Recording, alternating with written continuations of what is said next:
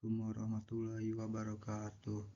Izin memperkenalkan diri atas nama Muhammad Nurul Iksan dengan NIM 221090350082 dari Prodi Teknik Mesin Universitas Pamulang Serang, dosen pengampu Ibu Istiqomah Rahmawati untuk memenuhi tugas mata kuliah Bahasa Indonesia. Di sini saya akan menjelaskan materi tentang tanda baca. Yang pertama yaitu tanda titik. A. Tanda titik digunakan pada akhir kalimat deklaratif atau kalimat berita. Tanda titik juga sebagai ciri khas kalimat deklaratif. Contohnya yaitu 1. Ibuku asli Manado. 2. Bengawan Solo merupakan sungai terpanjang di Pulau Jawa. 3. Pamanku belum juga datang. 4. Nur Hidayanti cantik sekali. Catatan 1. Tanda titik tidak digunakan pada akhir kalimat yang unsur akhirnya sudah memiliki tanda titik. Contoh A. Rektor Universitas Pamulang bernama Dr. Dayat Hidayat MM. B. Wario membeli cabai, bawang merah, kol, dan sebagai berikut. C. Joko berkata, saya jatuh cinta. 2. Tanda titik digunakan pada bagian belakang angka atau huruf dalam suatu bagan. Contohnya 3. Struktur organisasi himpunan mahasiswa. 1. Wakil ketua bidang pengembangan keterampilan. 2. Wakil ketua bidang minat dan bakat. 3. Wakil ketua bidang kesejahteraan umum. Yang kedua yaitu tanda koma. A. Tanda koma digunakan untuk memisahkan perurutan dan perincian dalam kalimat. Contohnya 1. Saya mendapatkan undangan dari Dina, Mira, dan Yoga.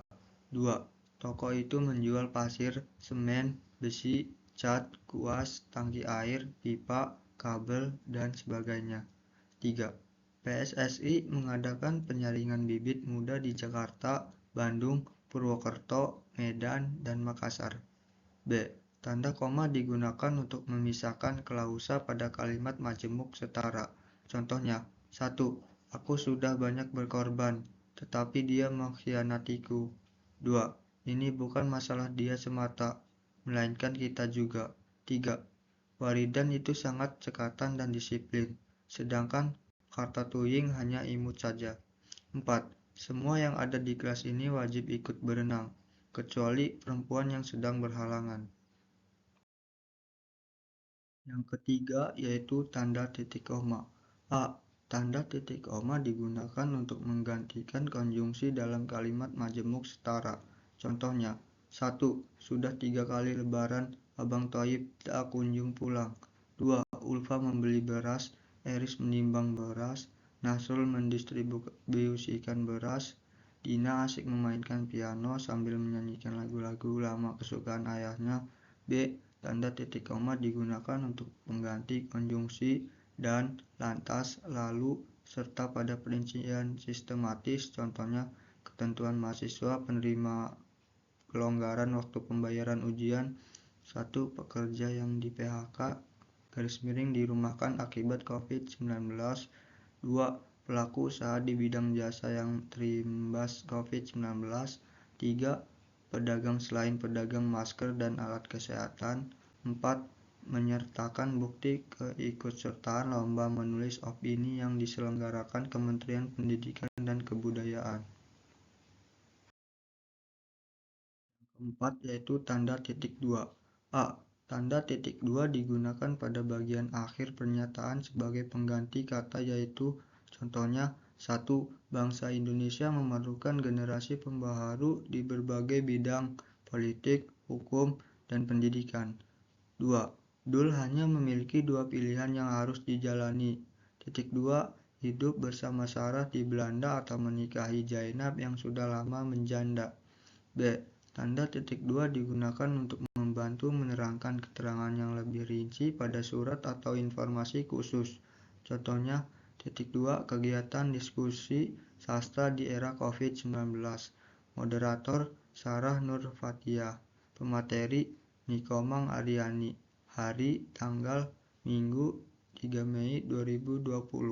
Waktu 20.00 sampai 21.30 waktu Indonesia Barat.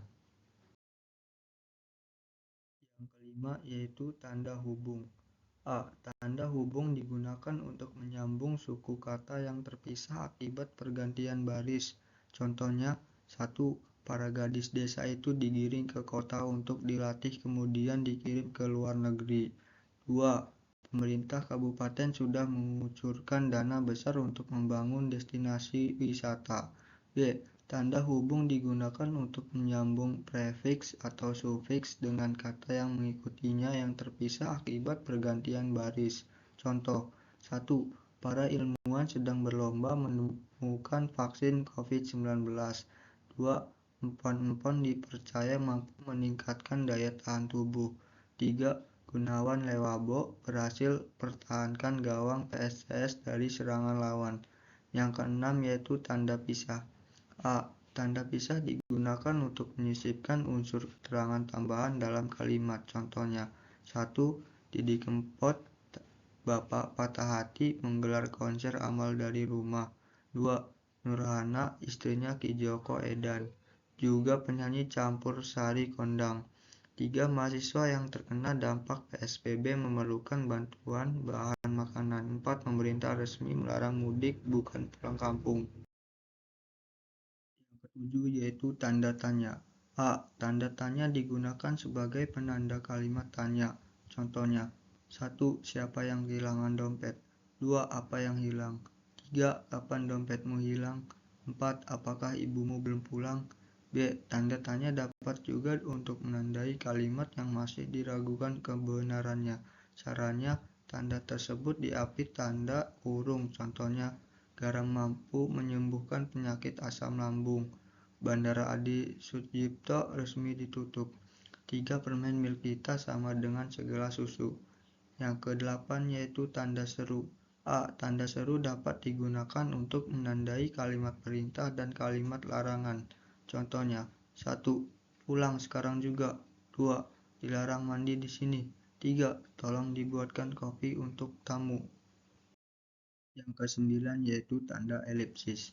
Tanda elipsis biasa disebut juga dengan titik-titik. Penamaan itu biasa digunakan pada ragam bahasa lisan. Secara umum, tanda elipsis dapat digunakan untuk beberapa keperluan. A. Tanda elipsis digunakan pada kalimat yang memiliki jeda pengucapan yang cukup lama, garis miring terputus-putus. Contohnya, 1. Kalau seperti itu, ayo kita bangun kembali. 2.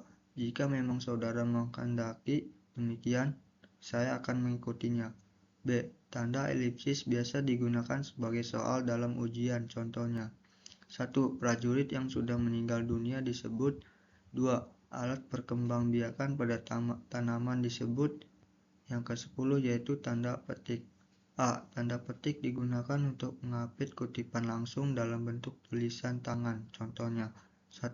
Khairil Anwar dalam puisinya berpesan, sekali berarti sesudah itu mati. 2. Dekan sastra mengatakan mahasiswa sastra harus hobi membaca dan gemar menulis. Yang ke-11 yaitu tanda petik tunggal. A. Tanda petik tunggal digunakan untuk menandai petikan yang terdapat di dalam petikan. Misalnya, 1. Tanya Sulis coba, apa kau mendengar bunyi ret-ret-ret? Tidak? 2. Cara membuat soto sangat mudah. Cukup bawa uang 15.000 lantas teriak, ibu beli pasti enak, kata Sri. B. Tanda petik tunggal digunakan untuk menandai makna kata ungkapan. Misalnya, 1. Tercantik, paling cantik. 2. Benang sari, kelamin jantan pada tanaman. 3. Keras kepala, orang yang susah dinasihati. 4. Sombong, angkuh. Yang ke-12 yaitu tanda kurung. A. Tanda kurung digunakan untuk memberikan keterangan tambahan atau penjelasan. Contohnya, 1. Bapak sedang mengurus IMB izin mendirikan bangunan. 2. Dulu ada yang namanya Genota, Gerakan Nasional Orang Tua Asuh. Catatan, penggunaan singkatan garis miring akronim bisa ditukar posisinya. Bisa didahulukan bentuk lengkap kemudian bentuk singkatnya. Misalnya, 1. Bapak sedang mengurus izin mendirikan bangunan atau IMB. 2. Dulu ada yang namanya Gerakan Nasional Orang Tua Asuh atau Genota. B. Tanda kurung digunakan untuk menandai keterangan tambahan yang merupakan penjelasan dan bukan bagian utama kalimat. Contohnya, 1. Buku yang berjudul Bunga Rampai Corona atau nama virus ditulis pada awal 2020. 2. Informasi lebih jelas perihal SPMB dapat diakses melalui laman pmb.unpam.ac.id. 13 yaitu tanda kurung siku. A. Tanda kurung siku digunakan untuk mengapit huruf, kata, atau kelompok kata sebagai bentuk perbaikan atau tambahan pada kalimat atau bagian kalimat yang ditulis orang lain. Tanda tersebut menunjukkan bahwa terdapat kekurangan atau kesalahan dalam naskah asli. Contohnya, 1. K.A. Argo Wilis berangkat dari Gambir. 2. Wiwin memberikan pinjaman kepada Rudi. 3. Peresmian gedung Victor dilakukan Rabu besok. B. Tanda kurung siku juga digunakan untuk mengapit keterangan dalam kalimat penjelas yang sudah memiliki tanda kurung. Contohnya, persamaan kedua proses ini perbedaannya dibicarakan di dalam bab 2. Lihat halaman 35-38. Perlu dibentangkan di sini. Yang ke-14 yaitu tanda garis miring. A. Tanda garis miring digunakan untuk menandai nomor surat, nomor pada alamat, dan penandaan masa 1 tahun yang terbagi dalam 2 tahun takwim atau tahun ajaran. Contohnya, 1. 0.415 garis miring C12 garis miring LL garis miring Unpam garis miring V garis miring 2020. 2. Jalan Bambu Kuning Blok B garis miring 4.